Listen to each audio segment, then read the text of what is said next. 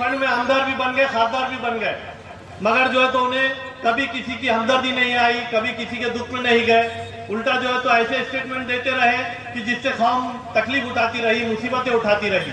ये एक नहीं, ऐसे कई वाकयात है। उन्होंने दारू की दुकान तोड़ी, बच्चों पे गुने दाखिल हो गए, उन पे भी तकनीती का गुना दाखिल हुआ, और वो बताते हैं कि इससे कौम का बहुत बड़ा फायदा होगा। तो मैं आपको बता दूं इस स्टेज के माध्यम से इम्तियाज जलील साहब कि मुसलमान दारू नहीं पीता, मुसलमान कोई नशे नहीं करता, मुसलमान कोई गोलियां नहीं खाता, मगर आप जो है तो हर बार मुस्लिम कौम को टारगेट करके उनको बटन प्लेयर, उनको नशेखोर, उनको दारूखोर बताना चाहते हैं। और आपका झुकाव वोटों के लिए जो है तो हिंदुओं की तरफ बहुत हो चुका है। मगर एक बात याद रखिए कि जो है तो हिंदू आपको वोट मिलने वाले नहीं है। आप जो है तो बिल्ली के खाब में चिचड़े हैं कि मुझे आदर्श महिला के 1.5 लाख वोट मिल जाएंगे, मैं इस मंदिर में जाके घंटी बजाया मुझे वोट मिल जाएंगे, मैं उस जगह जाके घंटी बजाया मुझे वोट मिल जाएंगे। मैं ये बताना चाहता हूं कि कहीं आप आपके ईमान से खारिज ना हो जाए। आपको जो है तो किसी मुफ्ती से ये सवाल पूछना चाहिए कि आप जो हरकतें कर रहे हैं सियासी मफाद के लिए, कहीं आप ईमान से खारिज ना हो जाए। मैं आपको एक भाई के नाते बताना चाहता हूं कि दुनिया बनाने के चक्कर में आपकी आखिरत बर्बाद ना हो जाए। तो अपने ईमान का एहतसाब कीजिए और जो है तो किसी मुफ्ती से मिलिए। आपके खिलाफ कोई बोलता है तो आप उनको जो है तो मार ठोक के उनको वीडियो बना के फिर माफी मांगने लगाते।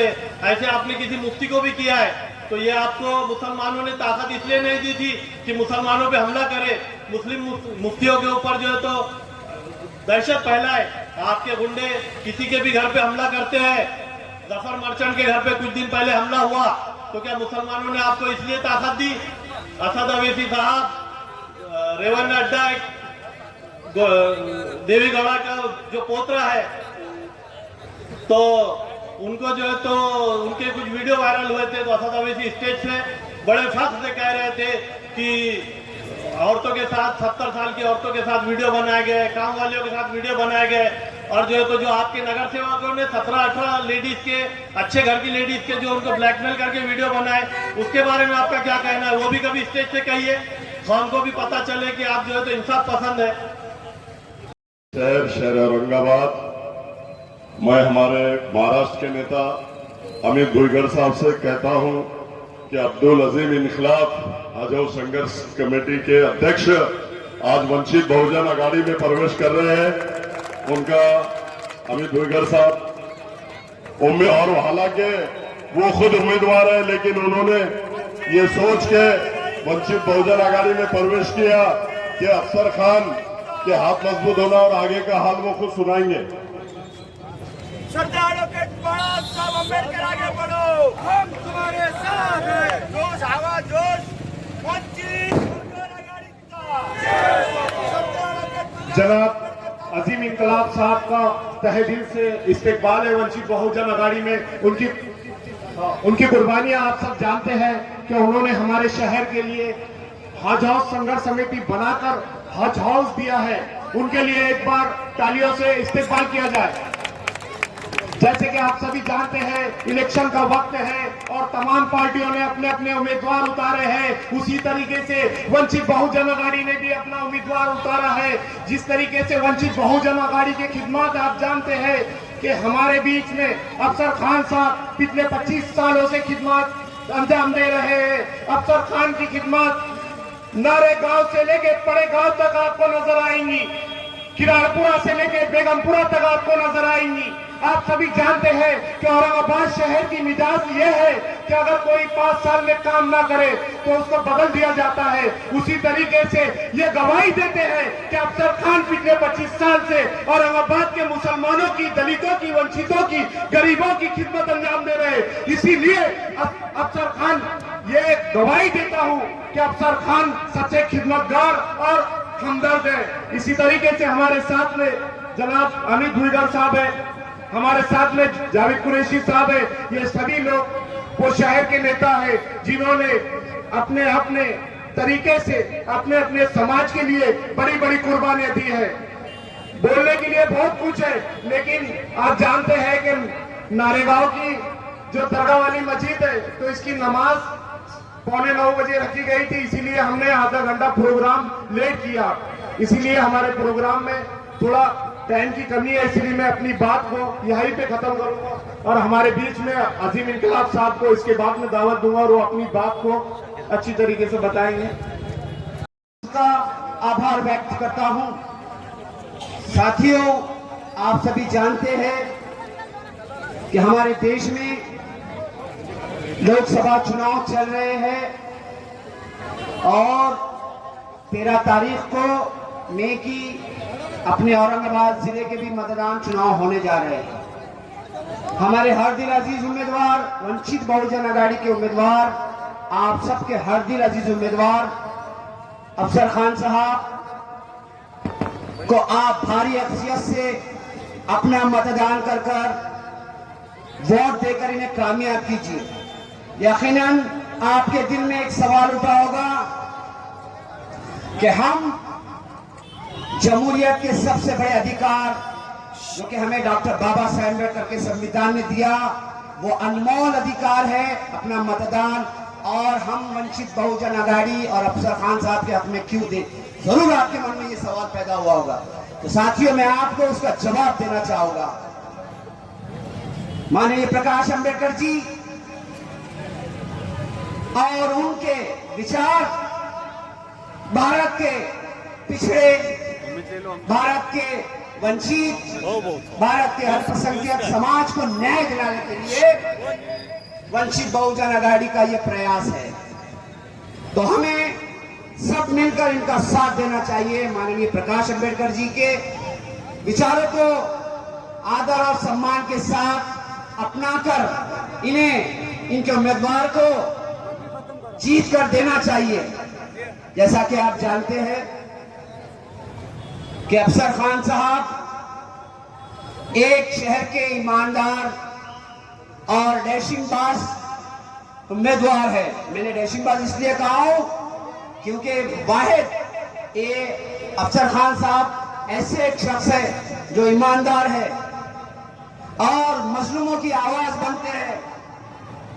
अल्लाह रब्बुल इज्जत इन्हें हिम्मत और ताकत दे। साथियों, मैं खुद उम्मीदवार था। मैंने अपना समर्थन वंचित बहुजन आघाड़ी के नेता अमित भुईगढ़, माननीय प्रकाश अंबेडकर जी और अफसर खान साहब को उम्मीदवार को समर्थन किया हूं। इसके पीछे बहुत बड़ा कारण है।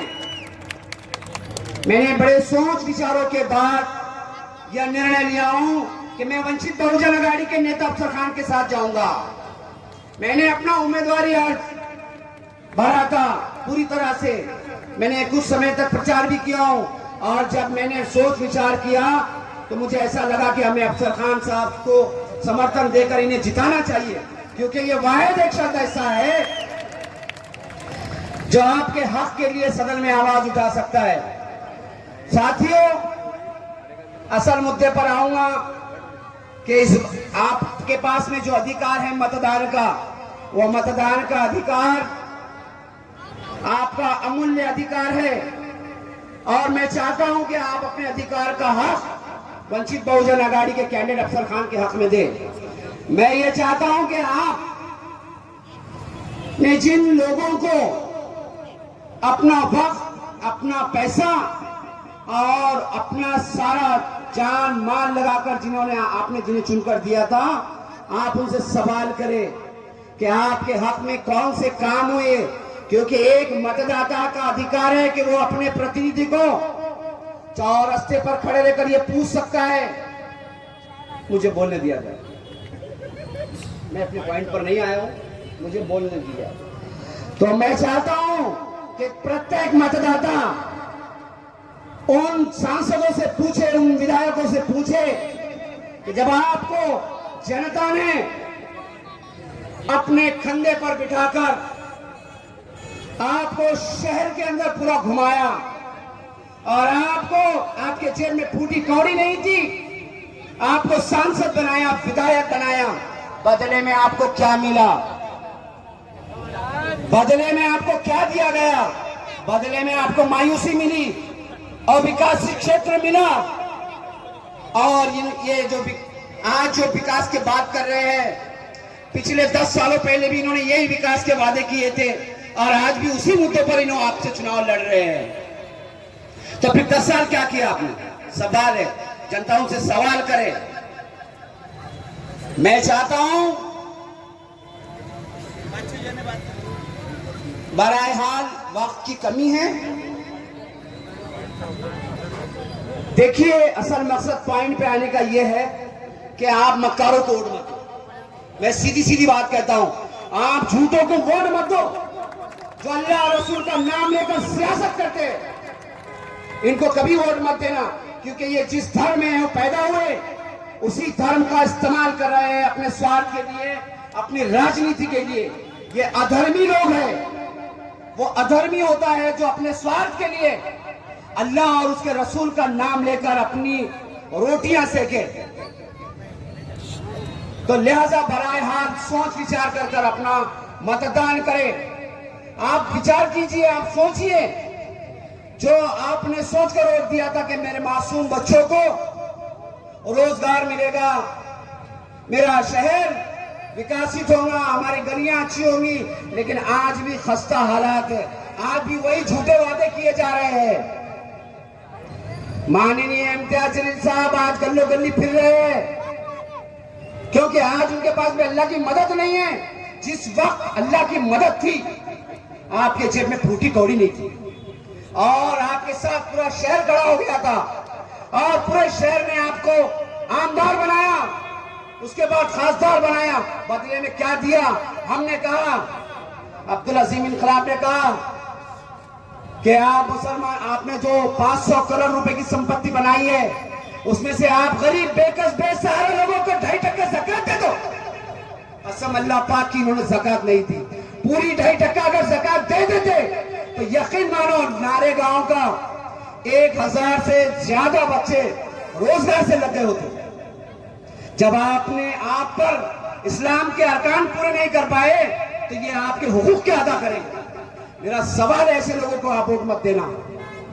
आपसे झूठे वादे किए गए, मक्कार है, झूठे ये लोग जो आपसे खस्में खाकर वोट लेते हैं और बाद में सांप की तरह पलट जाते हैं।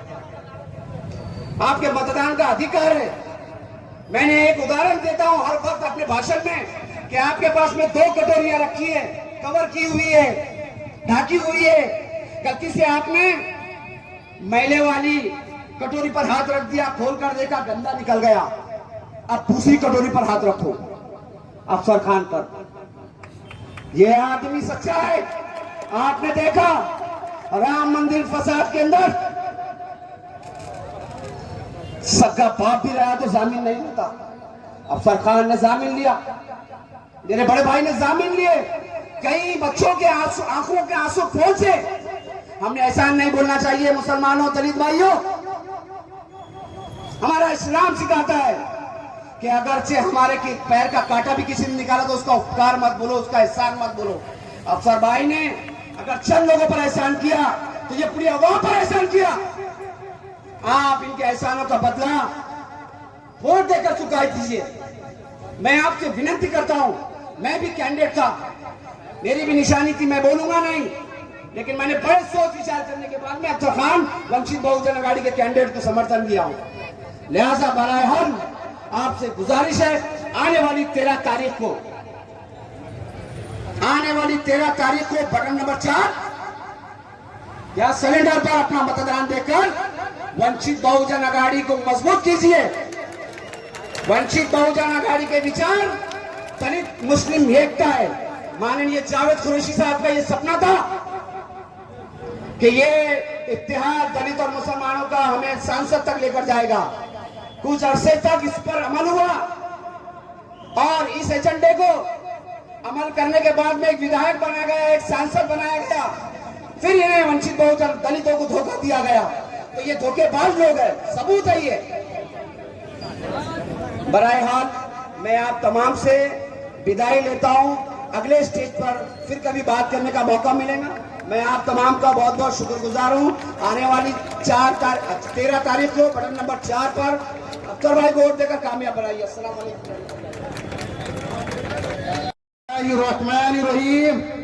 शुरू करता हूँ अल्लाह का नाम लेकर जो बड़ा निहायत रहम वाला है।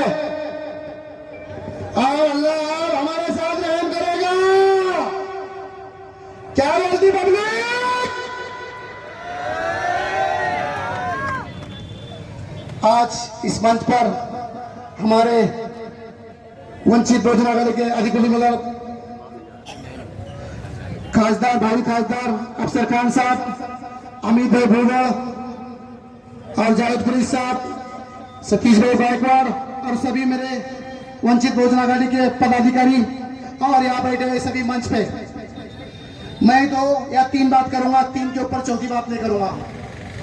हमारा कैडेट चुराने वाले, हमारा वक्त आ गया है, फिर वक्त आने के बाद हमारा कैडेट कैसा चुराओगे? अफसर पठान वंचित बहुजन आघाड़ी के बैनर के नीचे आंदोलन लेके महानगर पालिका जाता है और वहां पर गुना दाखिल करके लाता है, पुल सैंक्शन करके लाता है, रोडों के काम सैंक्शन करके लाता है और उद्घाटन तुम लोग करते हो। अरे खासदार थोड़ी सी शर्म करो, एक छोटे से कार्यकर्ता का टिकट लेते हो, तुमको शर्म नहीं आती क्या?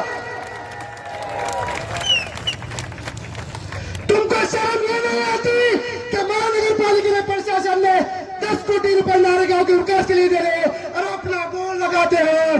खासदार तुमको ये भी शर्म नहीं आती, छोटे से किलेट का कार्यकर्ता का किलेट कर लेते हो, ये भी तुमको शर्म नहीं आती? आंदोलन हमने किया, गुना दाखिल हमने किए, पूरी आवाम रोड के ऊपर उतरी थी, पूरी आवाम महानगर पालिका के अंदर थी। प्रशासन से हमने मांग कर पुल लाए, प्रशासन से ड्रेनेज लाए, प्रशासन से रोड लाए और रिपिन जोड़ तो खासदार कर रहा है। अरे कार्यकर्ता का किलेट लेने को शर्म नहीं आती? मेरे लिए करो, मेरे लिए करो। कौम, आज हमारे भाई ने बहुत अच्छी बात की, बोले भाई अफसर खासदार इम्तियाज जलील कौम का है, कौम का है, अफसर खान क्या कहे कौम के है क्या? ये भी तो कौम क्या है। वंचित बहुजन आघाड़ी ने आज से 5 साल पहले एमआईएम को पार्टियां दिया था और वंचित बहुजन आघाड़ी ने पार्टियां देने के बाद इम्तियाज जलील खासदार बना था। इसके पास क्या पैसे थे क्या? इसके पास क्या नोट थे क्या? नहीं, वंचित बहुजन आघाड़ी ने पार्टियां दिया था। अब हम बोलते हैं कि खासदार, गाँव खासदार, तू चला जा, तू चला जा, तू चला जा। अफसर खान साहब तुम आ जाओ, तुम आ जाओ, तुम आ जाओ, तुम आ जाओ। अरे बस करो ये चोचले झकुले और जात पात के नाम पर लड़ाने वालों और अपनी कौम की बात करने वालों, जो गरीबों के लिए दौड़ने वाला और मुस्लिमों के लिए दौड़ने वाला, किरारपुरा की दंगल में दौड़ने वाला, पड़ेगांव की दंगल में दौड़ने वाला, शाहगंज की दौड़ने वाला और कोई शख्स नहीं है। वही वो जो अफसर खान है, वो अफसर खान है, सामने बैठा है, अपने सामने मतदान करके 4 नंबर का बटन दबाकर उनको जिता के लाओ। और ये 2 बात खत्म करके मेरी बात खत्म करता हूँ। अस्सलाम वालेकुम, जय भीम, जय वंचित। लोकप्रिय वंचित बहुजन आघाड़ी के लोकप्रिय उम्मीदवार अफसर खान, मंच पर उपस्थित हमारे जावेद भाई, युवक आघाड़ी के वंचित आघाड़ी के जिला अध्यक्ष सतीश गायकवाड़, अफसर पठान, मतीन पटेल, हमारे श्याम भारसाकड़े, संदीप जादव, सतीश, सभी यहाँ पर जमे हुए हमारे सभी भाइयों, आप सबको अस्सलाम वालेकुम, जय भीम। इलेक्शन के कुछ दिन पहले इस महाराष्ट्र में जो सियासत चल रही थी वो सब हम सब लोगों ने देखी है। कहां पर टीपू सुल्तान के नाम पे बच्चों को मारा जा रहा था, कहां पर तो औरंगजेब के सोशल मीडिया पे डीपी क्यों रखा करके बच्चों पे हमले हो रहे थे, कुछ लोगों को जेल में डालने का काम यहां पर महाराष्ट्र में बीजेपी और आरएसएस कर रही थी। मैं आप लोगों को यह पूछना चाहता हूं, जो लोग आज इलेक्शन में खड़े हुए वो एनडीए है, इंडिया आघाड़ी है, या फिर अभी के अपने माजी खासदार इम्तियाज जलील हो, ये सब लोग उस वक्त कहां पे थे, ये मेरा आपसे सवाल है। जब जब बच्चों पर हमला हुआ, बच्चों को जेल में डालने का काम अगर यहाँ पे किया होगा तो सबसे पहले वंचित बहुजन आघाड़ी बाला साहब आंबेडकर हमारे मुस्लिम भाइयों के साथ में ये महाराष्ट्र में खड़ी हुई है। और ये बच्चों को जेल में डालने के बाद सबसे पहले उनकी जमानत लेने का काम किसने किया? तो हमारे लोकप्रिय उम्मीदवार अफसर भाई ने किया। तुम लोग कौम और मिल्लत की बात करते हो, अल्लाह वसूल की बात करते हो। जब तुम अल्लाह का नाम लेते हो तो फिर हमारे समाज को, जिस समाज ने तुमको चुन के लाया, उसको ऐसी रास्ते पे क्यों छोड़ते हो? ये मेरा सवाल है आपसे। ये लोगों के नाम पे आप चुन के आते हैं और चुन के आने के बाद आप स्टैंडर्ड हाई फाई प्रोफाइल बन जाते हो।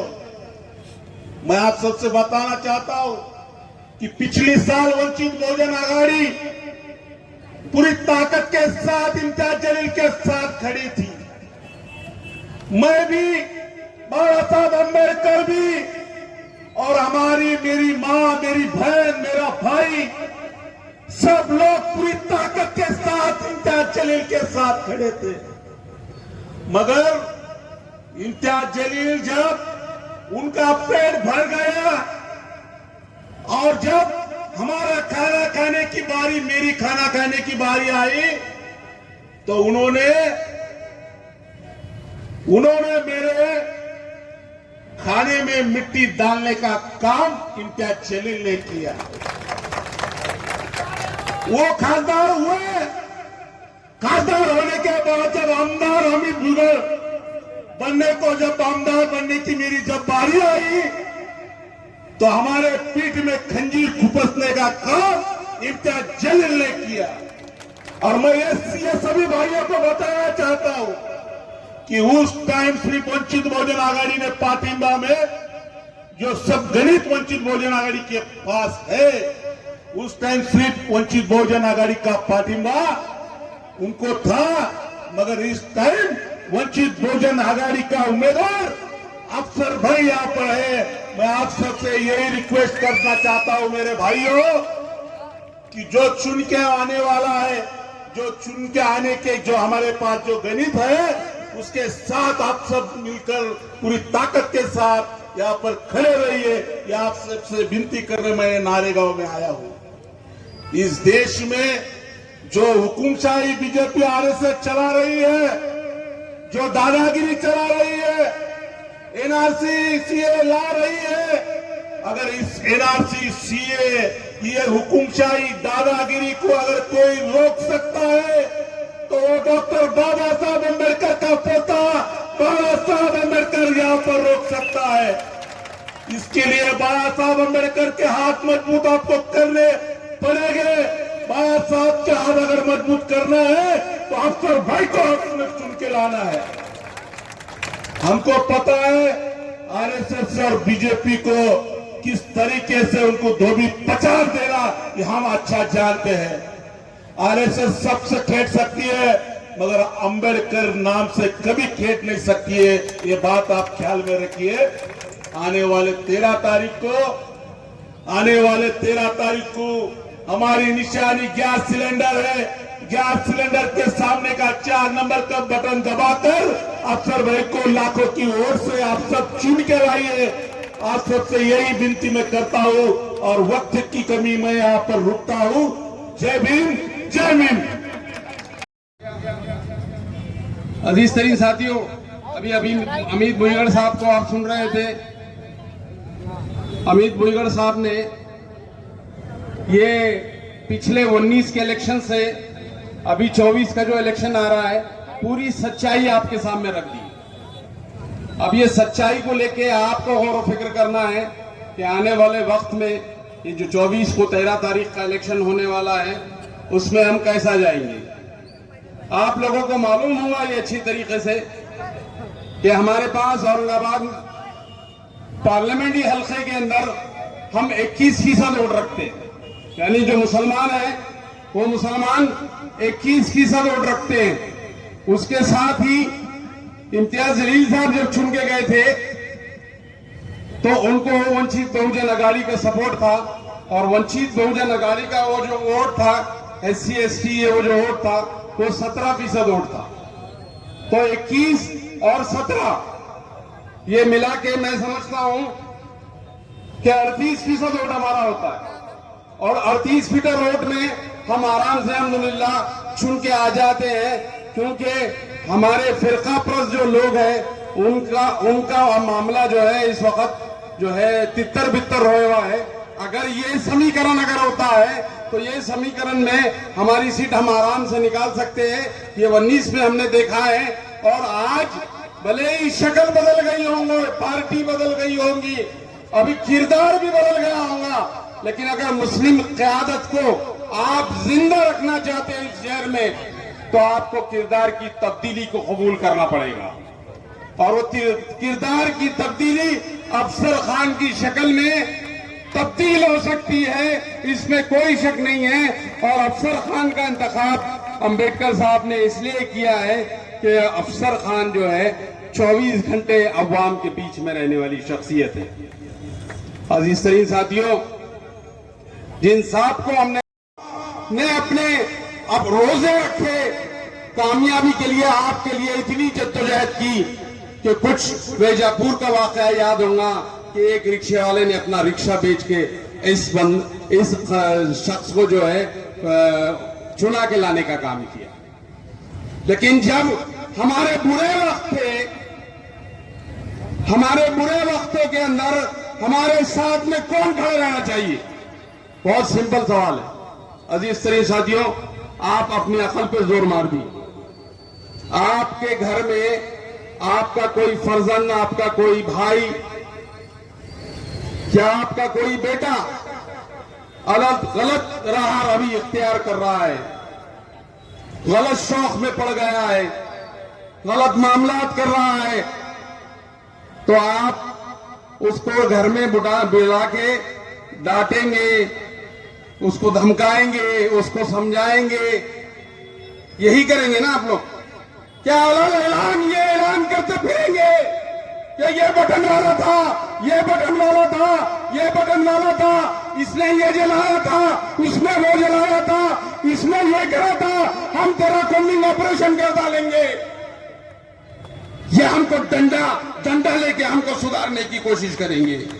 ये था, आप अपने दिल पे हाथ रख के ये सवाल करिए अपने आप से कि अगर अपना घर का बच्चा अगर बिगड़ जाए तो उसको घर में बिठाकर उसको समझाया जाता है, अलग पूरी दुनिया में ऐलान नहीं किया जाता कि ये बटन प्लेयर है, ये शराबखोर है, पूरे घरों में नहीं पीटा जाता।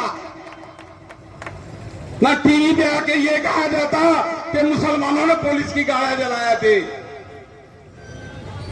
मुसलमानों ने ये किया था, या मुसलमानों ने वो किया था।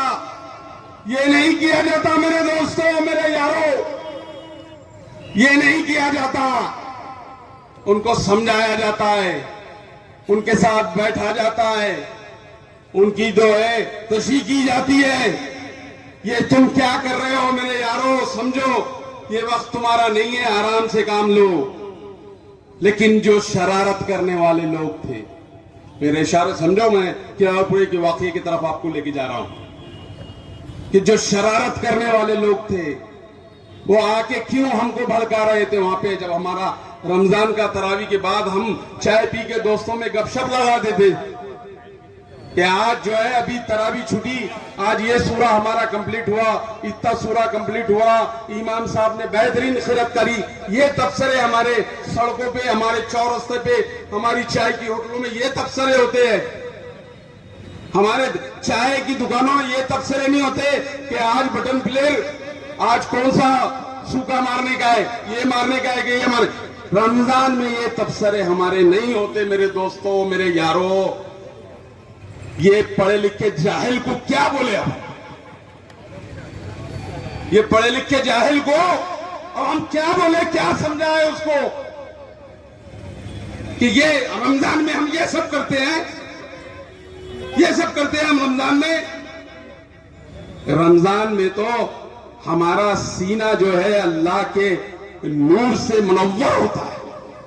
हम अपना फ्रेश होते हैं, दिन भर रोजा रखते हैं, नमाजें पढ़ते हैं, जो है तरावी पढ़ते हैं, और फिर उसके बाद आने वाली सहर का इंतजार करते हैं। हम तो ये करते हैं।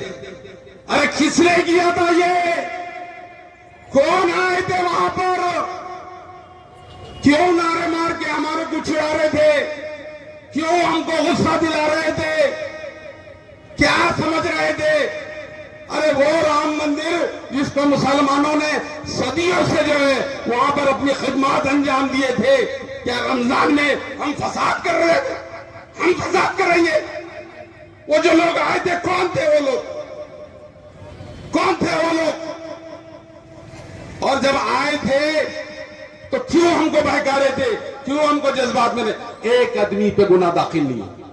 अगर वाकई में तू मुसलमानों का लीडर होता था इम्तियाज जलील, तो वो 30 लोगों पे गुनाह दाखिल करके बताना था, तो मैं समझा था तू हमारा लीडर है। हमने चुन के देखो कोई गलती नहीं करे, हम बोलते थे ये बात। लेकिन जिस तरीके का तूने हमारे साथ रवैया अख्तियार किया, तुझको भुगतना पड़ेगा। वो तुझको भुगतना पड़ेगा, कसम खुदा की तुझको भुगतना पड़ेगा। तो क्या समझ रहा है तू? तू ये समझ रहा है कि हम तेरे बाप के नौकर है? तू लकड़ी लेके हमको हका लेगा? हमको लकड़ी लेके हका लेगा? हम तेरे बाप के नौकर है? अरे जितनी मोहब्बतें तुझ पर निछावर की थी, उतना गुस्सा भी तुझ पर निछावर करेंगे। समझा तू हमको आके? तो तब बात बनती थी कि तू हमारा लीडर है। तू हमको बोलता है बटन प्लेयर है, हमको बोलता है हमने गाड़ी चलाए, और हमको मालूम है किन किन लोगों ने किरालपुर में मुसलमानों के घर की निशानदेही की है। सब मालूम है हमको। और कहां था जब गिरफ्तारियां मुसलमानों की हो गई थी? तू कहां था? तू समझ रहा था कि यहाँ के मुसलमानों ने गलती करे? अरे जिन्होंने गलती करे उस पर गुनाह दाखिल कर। ये तो बेगुनाह थे, इनको आके तो छुड़ा रहे थे वो लोग। और गिरफ्तारियों के बाद छुड़ाने का मंजर क्या था? कौन छुड़ा रहा था उन्हें? कौन 7/12 के 7/12 ला रहा था? पूरे खानदान के 7/12, पूरे दोस्तों के 7/12, सारे लोगों के 7/12 लाके छुड़ाने का काम किसने किया? कौन किया? अफसर खान ने किया यारो। और क्या कहते हो तुम हमारे नौजवानों को क्या सबक देने की कोशिश कर रहे हो? तुम ये कह रहे हो कि हमने भजन कीर्तन करना तो हम सच्चे मुसलमान? क्या क्या क्या हमारे दिमाग में डालने की कोशिश कर रहे हो? क्या हमारी तरबियत का नज़्म कर रहे हो? आप ये समझ रहे हो कि जो मुशरिकाने हरकतें आप कर रहे हैं, वो मुशरिकाना हरकत करना कामयाबी की जमानत है? कामयाबी की जमानत है, आप ये समझ रहे हो? जब आप नमाज पढ़ के बाहर निकलते हैं तो एक सुकून नसीब अपने अंदर करते हैं, तो ये सुकून ही जो है हमारी तौहीद की अलामत है। हमारे तौहीद को पारा करने का दर्स क्यों दे रहे हो? तौहीद की जो अमानत हमारे सीनों में है, उस तौहीद की अमानत को तारा करने का काम क्यों कर रहे हो? ये सवाल कौन करेगा? जावेद कुरैशी तो करेगा। आप कब करेंगे? आप कब करेंगे? आप कब करेंगे? कब करेंगे आप ये सब? मेरे दोस्तों, मेरे अजीजों, बहुत बातें हैं करने की। हमको कहते हैं कि औरंगजेब रहमतुल्लाह अलैह से हमारा तारीख कोई नाता नहीं है, हम कुछ भी नहीं है। तो मुसलमानों, तुम कब कहोगे कि तेरा औरंगजेब से ताल्लुक नहीं है, तो हमारा तेरे से ताल्लुक नहीं है? ये कब कहोगे? अजीज साथियों, वक्त गुजर चुका, माफ करना, वक्त कम है, थोड़ी सी तंगी है, लेकिन नारेगांव के मुसलमानों, मैं आपसे कहता हूं कि आपके वक्त बुरा वक्त भी आया था। पूरे नारेगांव के अंदर पानी चले गया था। जो भागदौड़ करने वाले हैं हमारे अफसर पठान सामने, आप जो है अगर ये समझ रहे हो कि कुछ रोड बनाकर हमने नारेगांव के मुसलमानों पर बहुत एहसान कर दिया, कसम खुदा की अगर कोई बैल को भी खड़े कर दी और वो बैल भी चुन के आ गया तो वो बैल भी ये रोड डेनी चुनीनिश का काम कर दे सकता। तो हमने बैल को नहीं चुन के दिए थे, हमने इंसान को चुन के दिए थे। लेकिन जब बुरे वक्त थे हमारे इस नारेगांव के अंदर, पानी पूरा भर गया था, मैं आके यहाँ पे देख के गया, उस वक्त आप कहाँ थे? तो उस वक्त आप कहाँ थे? तो याद रखिए कि आने वाला वक्त आपके पास अफसर खान को 25 साल तजुर्बा, सियासी तजुर्बा है, समाजी तजुर्बा है, 25 साल से मुसलमानों की सियासी खिदमत अंजाम दे रहे हैं। आने वाला वक्त है, आपको सोच समझ के वोट देना है। फिर से 19 का मंजर आपके सामने नजर आ रहा है, वही 19 का मंजर है। आज भी चंद्रकांत खड़े हैं, आज भी हर्षवर्धन खड़े हैं, आज भी घूमरे खड़े हैं। ये मंजर को याद रखो आप, वही मंजर है। आज भी जो है किरदार बदल गया है, वो बंदा है और शाहरुख खान की जगह अफसर खान आ गए। अजीज सलीम साथियों, ये चंद गुजारिश बात थी, मेरी दिल की तड़प थी कि मैंने आप लोगों को वो बात कही कि वंचित बहुजन अघाड़ी का अगर आप समझते हैं कि 19 में वंचित बहुजनानी में हमारे पे एहसान करी थी, तो वो एहसान को अगर उतारने का टाइम है, आपकी क़यादत बनने वाली है, मुसलमानों की क़यादत बनने वाली है, किसी दूसरे की नहीं। उस क़यादत को, वंचित बहुजन अघाड़ी के एहसान को, प्रकाश अंबेडकर साहब के एहसान को अगर हम समझते हैं कि वो एहसान है, तो चुकाने का वक्त है। और चुकाने के लिए आपको कोई दलित उम्मीदवार नहीं दिया गया, कोई हिंदू उम्मीदवार नहीं दिया, आपको मुसलमान उम्मीदवार ही दिया है आप सरकार। मैं बहुत इल्तिजा करता हूं आपसे, नारेगांव के मुसलमानों, आप लोग मेरे दिल के बहुत करीब है, मेरे दिल के बहुत करीब है। मेरी इल्तिजा है आपसे कि ये वक्त जाया ना हो जाओ। फिर वही वक्त है, फिर 19 का वक्त है, ये वक्त निकल जाएगा तो फिर हाथा पीटते रह जाएंगे। आप गौर करो इस बात पे कि ये दलित, अंबेडकर और मुस्लिम समाज का जो इत्तेहाद है, ये इत्तेहाद एक बार फिर से दोहरा दो मुसलमानों, फिर से दोहरा दो। यकीन मानो, कामयाबी आपके करीब खड़ी है, कामयाबी आपके करीब खड़ी है। इस समीकरण को जो पिछले वक्त था उसको दोहरा दो, इंशाअल्लाह कामयाबी हमारी होगी। खुदा हाफिज। जिसमें उन्होंने औरंगजेब रहमतुल्लाह अलैह की बेहुरमती की थी, औरंगजेबशी जोडण्यात येईल। मी स्पष्टपणे सांगतो, खैरे साहेब तुम्ही हे बोलताना माझं उत्तर तुम्ही ऐकून घ्या। माझा औरंगजेबशी काही संबंध नाही, रजाकार होते, गेले, मेले, संपले, माझा काही त्यांच्याशी संबंधित नाही। निजामाशी माझे काय देणं घेणं आहे, तर हे कुणाचं नाही, हे अस्सल महाराष्ट्रीयन, मी अस्सल महाराष्ट्रीयन आहे। छत्रपती शिवाजी महाराजांचा मावळा आहे मी, बाबासाहेब संविधानाला मानणारा। और ये बयानात उनके वन टाइम नहीं है, हर बारी में औरंगजेब रहमतुल्लाह अलैह की बेहुरमती करते हैं। आज शहर औरंगाबाद, उसमें नारेगांव के तमाम मेरे नौजवान साथी, बुजुर्गों, दोस्तों और जो घर में बैठी सुन रही हमारी पर्दा नशीन माँ बहनें, सभी को अस्सलाम वालेकुम, अस्सलाम वालेकुम। अभी आपने सुना कि वो खासदार जावेद भाई, शाहरुख खान नहीं, वो शक्ति कपूर है। जावेद भाई आप गलती कर रहे, बार बार मैं आपको याद दिला रहा हूं, वो शक्ति कपूर है। और वो शक्ति कपूर खासदार, उसके कारोबार क्या है मैंने आपको बाइट में सुनाया कि पूना में वो क्या सप्लाई करता था और उसका धंधा क्या था। ये आप लोगों ने देखा होगा मेरी बाइट में, उसका धंधा सप्लाई करने का था, इस टाइप का वो इंसान था। और अगर वो औरंगजेब रहमतुल्लाह अलैह को नहीं मानता है, वो अफजल खान को गद्दार बोलता है, शिवाजी से गद्दारी कर रहा है, शिवाजी को मारने के लिए अफजल खान आया है। अरे तो भाई अफजल खान को तू बुरा बोल रहा, औरंगजेब रहमतुल्लाह अलैह को तू बुरा बोल रहा, तो तू साबित करना क्या चाहता, तू साबित करना क्या चाहता? अगर तू औरंगजेब रहमतुल्लाह अलैह को नहीं मानता, अफजल खान को नहीं मानता, तो हम तेरे को किसी कीमत पे, हमारे नौजवान साथी, बुजुर्गों, दोस्तों, माँ बहनें जो सुन रहे, वो भी तेरे को नहीं मानते। तू साबित करना क्या चाहता? अरे तू आदर्श घोटाला, लोगों की दिशा भूल कर रहा है कि आदर्श घोटाले में तेरे को वोट मिलने वाले हैं। हाँ, अगर तेरे को आदर्श घोटाले में वोट मिलने वाले रहते थे तब, जब तू उनके काम करता था, उनके पैसे दिलाता था, तब तेरे को वोट मिलते थे 2-500, 50,000, 60,000, 70,000 सपने में देख रहा हूँ, 2-500 मिलते थे। लेकिन उसने 538 लोगों पर 353 का गुना दाखिल करा दिया और अब उन लोगों को वकील 50,000, 60,000, 1 लाख रुपए देके 7/12 देना पड़ेगा, घर के टैक्स बहुत ही देना पड़ेगा।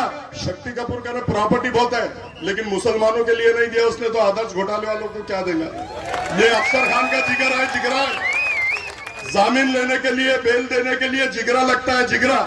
तू टेरेस में पार्टियां मना रहा था, मेरी माँ बहन है वहां चक्कर खा के गिर रही थी, रोजे के महीने में चिल्ला रही थी और तेरे को ऐसी बदवा दे रही थी।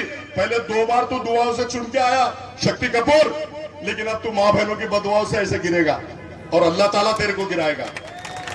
बहुत बदवा है तेरे को, दुआओं से तू 2 बार आ गया, लेकिन अब माँ बहनों की बदवाओं से तू गिरेगा। नौजवान साथियों को बटन प्लेयर बोल के तूने जेल में ठोसने का जो काम किया, वो नौजवान साथियों की बदवाओं से तू गिरेगा। और अल्लाह ताला चाहेगा तो आप लोगों का सबका साथ रहा। वंचित बहुजन आघाड़ी प्रकाश अंबेडकर साहब ने आम खास में भी बोल दिया है कि वंचित बहुजन आघाड़ी और प्रकाश अंबेडकर साहब और हमारे अमित भुईगढ़ साहब और तमाम दलित समाज अफसर खान के पीछे पूरी ताकत के साथ खड़ा है। जब दलित समाज ताकत के साथ खड़ा है तो मुस्लिम समाज भी ताकत के साथ खड़ा रहेगा। और अल्लाह के फजल करम से जो काम करता है, जो नौजवान बच्चों को छुड़ाने का काम करता है, अल्लाह के फजल करम से वही चुन के आएगा अफसर खान, सिर्फ चेहरा बदलेगा। ये पैराशूट से उतरा हुआ था, इसको मिल गया सब आयता। अफसर खान तो स्ट्रगल कर रहा है, 25 साल से मस्जिदें टूट रही थी, क्रांति चौक की मस्जिद टूट रही थी, टाउनहाल की मस्जिद टूट रही थी, छावनी रोड की मस्जिद टूट रही थी। अफसर खान ढाल की तरह उस मस्जिद के सामने खड़ा रहा और मस्जिद को रोकने का काम किया। और एक तुम हो कि बटन प्लेयर बोलते हो। रमजान के महीने में मैंने एक बाइट दिया था, आप लोगों ने देखा होगा। अरे रमजान के महीने में मैं सब लोगों में रहता हूं, जो रात दिन नशा करते हैं, वो नशा रात दिन करने वाला भी 1 महीना रोजे नमाजें पढ़ता है, नशा छोड़ देता है। और ये रमजान के महीने में बोला, इसको शर्म आना चाहिए कि नौजवान साथी बटन के नशे में आकर पुलिस की गाड़ियां चलाई और पुलिस पे पथराव करा। अरे तू रमजान के महीने में हमारे नौजवान साथियों को और मत बदनाम कर रहा है। और जो 40 लोग आए थे वो कहा है, एफआईआर चिल्ला चिल्ला कर बोल रही है कि ये झगड़ा हिंदू और मुसलमान का है। हमारे मुनीर भाई गेट के अंदर है, आज भी उनकी वीडियो है, सीसीटीवी में कैद है। उनको नंबर 1 का आरोपी बना दिया तूने। अरे हिजड़े, अगर तू खासदार है तो तू बोलने दो ना, गेट के अंदर है, उनको क्यों नंबर 1 का आरोपी बना रहे? और वो शहीद हो गए, और शहीद होने के बाद में 3 घंटे मेडिकल में बैठ के रात में पोस्टमार्टम नहीं होता। क्या मिली भगत थी फडणवीस से और पुलिस से, ये उसको मालूम और अल्लाह को मालूम। उसने 3 घंटे बैठ के पोस्टमार्टम कराया और सवेरे सवेरे उन्होंने ले जाके कब्रिस्तान में उनको, और एक नौजवान बच्चा जो था वो भी गोली से मरा था और उसको भी एक्सीडेंट बताया गया। अरे तू इतनी गिरी हुई राजनीति करता, तू है तेरी जिंदगी पे, तू है तेरी जिंदगी पे इतनी गिरी हुई राजनीति करता, तू सबसे मिलके। और पुणे में तू दलाली करता, यहां तूने लोकमत में दलाली करा, एनडीटीवी में तूने दलाली करा, तेरी दलाली को लोग माफ नहीं करेंगे। आज मैं आप लोगों से गुजारिश करता हूं, रिक्वेस्ट करता हूं, विनंती करता हूं कि जो 2019 में प्रकाश अंबेडकर साहब ने पाठिंबा दिया था, पाठिंबा देने के बाद में इतने बड़े पैमाने पर 1.5 लाख वोटिंग हमारे अमित भुईगढ़ सब दलित समाज ने दिया था, इसलिए तू सिर्फ 4400 से आया था, सिर्फ 4400 से। और आज प्रोपेगेंडा कर रहा है कि अफसर खान मेरे को गिराने के लिए खड़ा। अबे तेरे को गिराना होता तो 2019 में तेरे को गिरा देता था। मेरे को क्या 5000 वोट नहीं मिलते थे? मैं 25 साल से राजनीति कर रहा हूं। मैं गिराने के लिए नहीं खड़ा हूं, मैं जीत के आने के लिए खड़ा हूं, पूरी शिद्दत और ताकत के साथ। नौजवान साथी मुस्लिम मेरी मां बहने मुझे जिता कर देंगी, मैं जीतने के लिए खड़ा हूं। और तू बोलता है कि मुसलमान के खिलाफ मुसलमान को दे दिए। अभी हाल ही में हैदराबाद में इलेक्शन में आप सबको मालूम है ना भाइयों, मालूम है ना, Mohammad Azharuddin world famous player, world famous player को गिराने का काम किसने किया? इन्होंने किया। शब्बीर अली डिप्टी सीएम थे, उसको गिराने का काम किसने किया? इसने किया। 4 मुसलमान वहां पर थे, चारों मुसलमानों को गिराने का काम इन्होंने किया। और राजा सिंह जो हमारे हुजूर के शान में गुस्ताखी करता है, उसके सामने उन्होंने कैंडिडेट नहीं दिया। और हमारे हुजूर की गुस्ताखी में शान में गुस्ताखी करता। और अफसर खान को अगर आप चुन के देते हैं तो राजा सिंह का जबड़ा छीन के उसके हल्के से जबान निकाल के कुत्तों को खिलाने का काम करूंगा। और लोकसभा में आप चुनकर देते हैं तो लोकसभा में अमित शाह और मोदी उनकी आंखों में आंखें डाल के, जैसा यहाँ सेना और बीजेपी के आंखों में आंखें डाल के टंके की चोट पे अपने काम करवा के लेता है, कौम मिल्लत की बात करता है। और आपने अगर चुनकर दिया तो मैं अमित शाह और मोदी आज वो बोलते हैं कि एनआरसी लाएंगे, आज वो बोलते हैं कि हिंदू राष्ट्र बनाएंगे, आज वो बोलते हैं कि सामान्य नागरिक कायदा बनाएंगे। कसम खुदा की अगर आप लोगों ने चुन के दिया तो ये तीनों बिल उनके पास नहीं होने दूंगा। वो बिल को मैं रिजेक्ट करवा के रहूंगा। आप लोगों की ताकत है, हिम्मत बहुत है, अफसर खान के पास हिम्मत बहुत है, ताकत आप लोगों की चाहिए। आप लोगों की अगर ताकत आप लोग देंगे तो मैं लोकसभा में जाके मुस्लिम समाज पर जो जुल्म अन्याय अत्याचार हो रहे, दलित समाज पर जो जुल्म अन्याय अत्याचार हो रहे, ओबीसी समाज पर जो जुल्म अन्याय अत्याचार हो रहे, उसको रोकने का काम करूंगा। आप देख रहे होंगे मॉब लिंचिंग पे मारा जा रहा, टोपी के नाम पे मारा जा रहा, दाढ़ी के नाम पे मारा जा रहा, ट्रेन के अंदर मारा जा रहा। और यहां तक कि अब उनकी हिम्मत देखो कि जो भाई हमारा सजदे में जा रहा है उसको भी लाते मारे जा रही है। तो अफसर खान ने उस पर भी डंके के चोट पे भाग देके उसको 3 घंटे में सस्पेंड कराने का काम करा। ये क्या करता? घर में बैठता रोटियां बेलता, क्या रोटियां बेलता? और नारेगांव में जितने भी काम बाकी है, हमारे अफसर भाई से मेरी बात हुई, इन्होंने अनेक बार मोर्चे निकाले। अल्लाह के फजलो करम से अगर मैं चुन के आता हूं और आप लोग चुन कर देते हैं तो 1 साल के अंदर नारेगांव के पूरा चेहरा मोहरा बदल दूंगा। मैं विकास पुरुष के नाम से लाना चाहता है, इतना विकास यहाँ करूंगा कि अल्लाह के फजलो करम से आप देखना। एक मौका दो उनको, 2-2 मौके दिए आपने। उनका नेता आता है, अल्लाह का वास्ता, रसूल का वास्ता, मैं झोली पसारता हूँ, मेरी झोली भर दो। तो भाइयों मैं भी पसारता हूँ, मेरी भी एक बार भर दो। और फिर देखो हिंदुस्तान में तहरीका कैसा मचाता हूँ। जैसे कारपोरेशन कर जाता हूँ, जैसे पुलिस स्टेशन कर जाता हूँ, वैसे ही लोकसभा कर जाऊंगा। एक शेर के साथ में अपनी जगह लेता हूँ।